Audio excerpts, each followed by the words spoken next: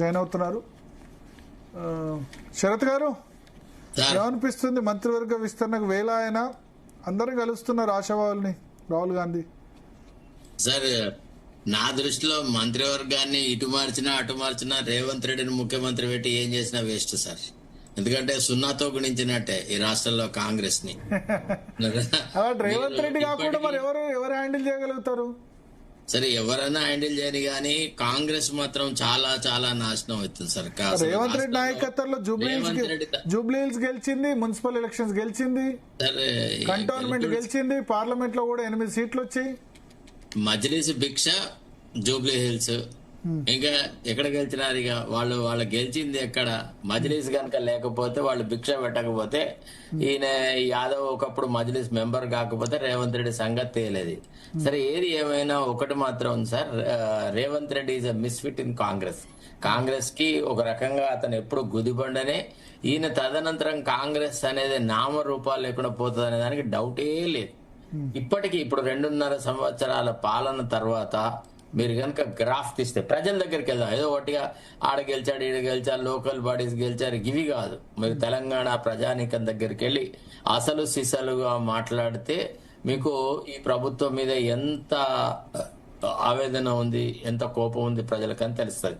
దాదాపుగా ప్రతి వారాంతం నేను మా ఊరికి వెళ్తూనే ఉంటాను. చుట్టుపక్కల ఇక్కడి నుంచి మొదలెడితే డైరెక్ట్ గా అప్ టు మంచిర్యాల పోయే వరకు దాదాపు ఎక్కడే పడితే అక్కడ ఆగుతూనే ఉంటాను. లోకల్ గా జనరల్ గా ప్రజలు ఏమనుకుంటున్నారని చూస్తుంటే మనకు చాలా అసంతృప్తి ఉంది సార్. అది అంటే ఈ ప్రజల అసంతృప్తి ఎప్పుడు కూడా ఎమ్మెల్యే ఎలక్షన్స్ లోనో ఎంపీ ఎలక్షన్స్ లోనే కనబడుతుంది.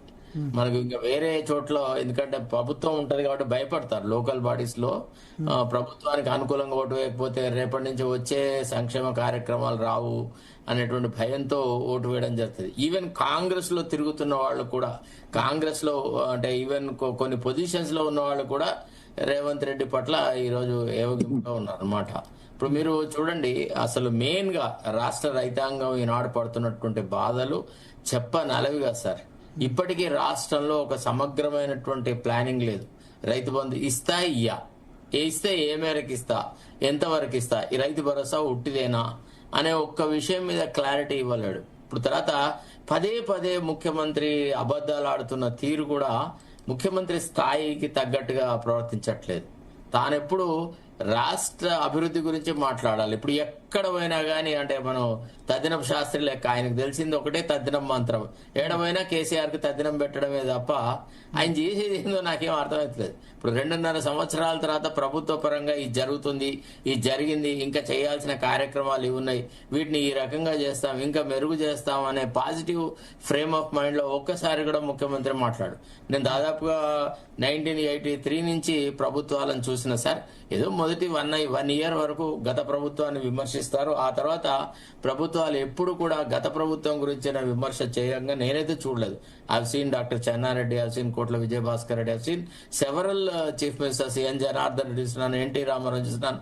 ఎన్టీ రామారావు కూడా ఎప్పుడు గత ప్రభుత్వం గురించి సస్తే మాట్లాడకపోతుండే. ఎన్టీ రామారావు ఎంతసేపు అంటుండే ఈ ప్రభుత్వం ఏం చేయాలి, ఏం చేస్తుంది అనే విషయాలే మాట్లాడు.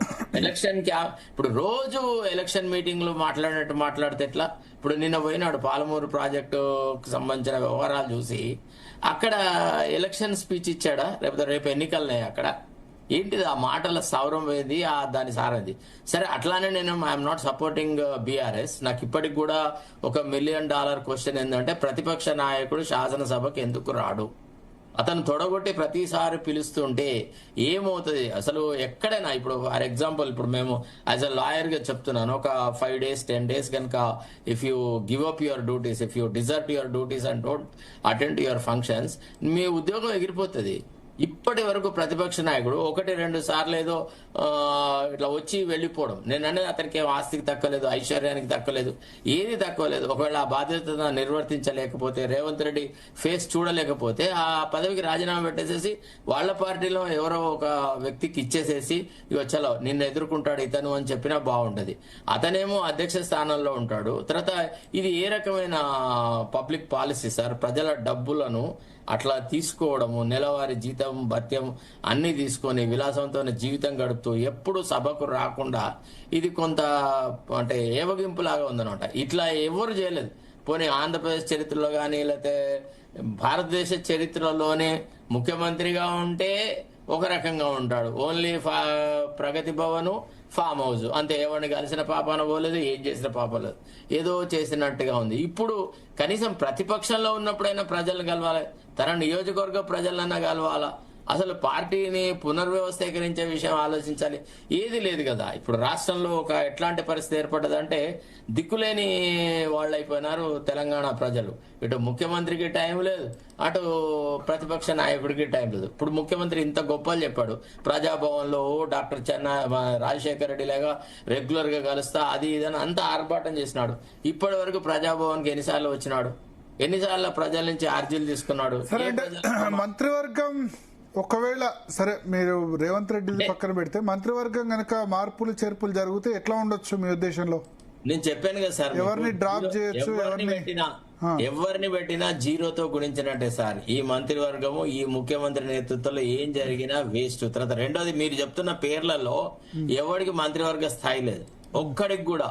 అందులో అసలు ఎంత చవటలు వాళ్ళు అని అంటే వాళ్ళ చిల్లర వ్యవహారాలు. అసలు మంత్రి అని చెప్పాలని అంటే ఒకప్పుడు ఎంత హోదా ఉండేది సార్.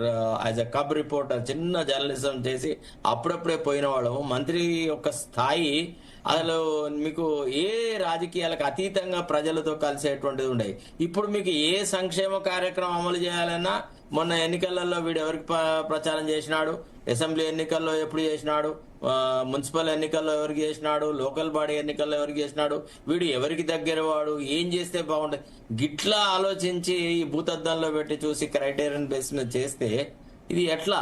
ఇప్పుడు ఏదో ఒక దేశంలో అయితే రాహుల్ గాంధీ ఇప్పుడు ప్రతి చోట చాలా పెద్ద పెద్ద వ్యవహారాలు చేస్తున్నాడు కదా, మరి ఈ రాష్ట్రంలో కూడా 2.5 సంవత్సరాల పర్యటన తర్వాత ఈ రాష్ట్రంలో ప్రభుత్వం ఎట్లా ఉందని డైరెక్ట్ గా ఇంప్రాప్టోగా వీళ్ళు ఎవరు మంత్రులను వీళ్ళని ఎవరిని తీసుకోకుండా పోయి తెలంగాణ ప్రజలను కలవచ్చు కదా ఒకసారి, ప్రభుత్వ పాలనా విధానం ఏ రకంగా ఉంది అని. సో ఇది అంతా చాలా దరిద్రంగా ఉంది. మీరు అన్నట్టు రాజగోపాల్ రెడ్డి అయితే చిన్నపిల్లోళ్ళ లెక్క ఏదో చాక్లెట్ కోసం బిస్కెట్ కోసం ఏడిచినట్టుగా మంత్రి పదవి మంత్రి పదవి మంత్రి పదవి ఏం చేస్తాడండి ఆయన? మంత్రి పదవి వచ్చినా ఆయన is a square peg in round hole. He can't adjust with Revanth Reddy anymore. ఒకవేళ కోమటిరెడ్డి రాజగోపాల్ రెడ్డికి మంత్రివర్గ పదవి ఇస్తే రేవంత్ రెడ్డి ఆయన ముందర చిన్న పిల్లోళ్ళలాగా కనబడతాడు. ఆ విషయం మీరు గ్రహించండి. అంత హైలైట్ అవుతాడు అతను, అంత ఫోకస్ లో ఉంటాడు. ఈయనను అసలు ఏ మాత్రం ఈయనకు ప్రాధాన్యత ఉండదు. ఆ విషయం మీరు గ్రహిస్తే బెస్ట్. ఇక మిగతా వాళ్ళు అంటారా, చిన్నపిల్లడు ఎందుకు అవుతాడు, చిన్నపిల్లడు ఎందుకు అవుతారు అంతే మరి. అట్లనే ఇప్పుడు అతను ఏడుస్తున్న తీరు, మంత్రి పదవి అని ఎవడైనా హుందాగా తన అర్హతలను బట్టి తన ఒక హక్కు కోసం కొట్లాడాలా, తనకు రావాలా గుర్తింపు అని అనుకోవాలి. కానీ అట్లేదు లేకుండా ప్రతిసారి ఏ మీటింగ్ పెట్టినా మంత్రి పదవి నాకు ఇవ్వలేదు, నాకు ప్రామిస్ చేసినారు, నాకు ఇవ్వలేదు, నాకు మంత్రి పదవి ఇవ్వలేదు. ఇదేంటి సార్? ఈ ఏడుపు ఎక్కడన్నా ఉందా సార్? ఎవరన్నా గతంలో మనం ఎంతో మందికి మంత్రివర్గంలో స్థానం కల్పించిన, అసలు ముక్కు ముఖం తెలియని వాళ్ళకు కూడా మంత్రి పదవి ఇచ్చిన సందర్భాలు ఉన్నాయి. కాంగ్రెస్ లో మంత్రులు తమ హోదాకు తగ్గట్టుగా ముఖ్యమంత్రి ప్రవర్తించకపోతే క్షణాల మీద రాజీనామా, ముఖ్యమంత్రి మోక మీద వేసిపోయిన వాళ్ళని చూసినాం, జీవి సుధాకర్ రావు లాంటి వాళ్ళను.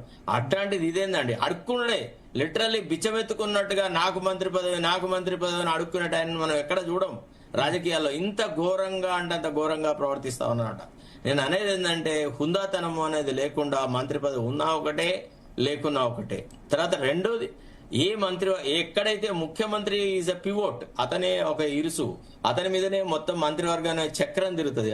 ఆ పివోటే బలహీనంగా ఉన్న తర్వాత ఆ చక్రం ఏమని తిరుగుతుంది, ఎట్లా తిరుగుతుంది, ఏ రకంగా జరుగుతుంది?